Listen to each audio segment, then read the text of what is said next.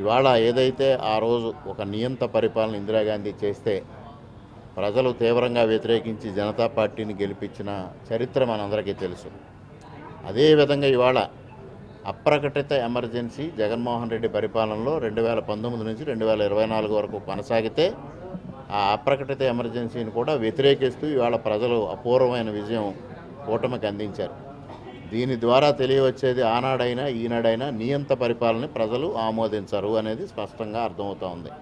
అందుకే ఇవాళ దిక్కులేని పరిస్థితిలో జగన్మోహన్ రెడ్డి తన పార్టీని కాంగ్రెస్ పార్టీలో విలీనం చేసే దిశగా అడుగులు వేస్తూ ఉన్నాడు.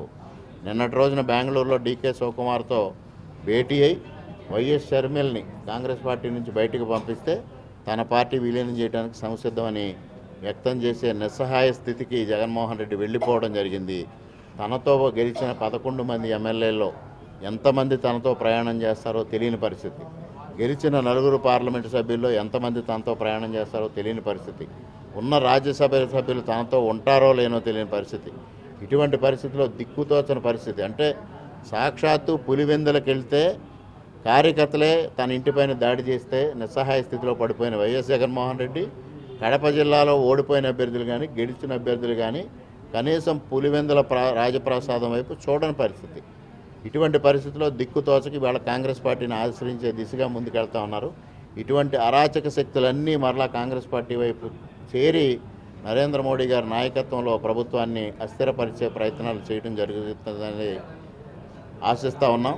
కానీ ఎట్టి పరిస్థితుల్లోని ప్రజానీకం ఇవాళ 3వసారి నరేంద్ర మోడీ గారిని భారత ప్రధానిగా ఎన్నుకున్నారు. ఒక సుస్థిరమైన ప్రభుత్వాన్ని అందించడం, సుస్థిరమైన వ్యవస్థను అందించడం, అభివృద్ధిని సంక్షేమాన్ని వేళవించి ముందుకు తీసుకెళ్లడమే ధ్యేయంగా భారత ప్రభుత్వం కానీ ఆంధ్రప్రదేశ్ ప్రభుత్వం కానీ ముందుకు వెళుతుంది. వాళ్ళకి వాళ్ళ రక్షణ కోసం మాట్లాడుతూ ఉన్నారు.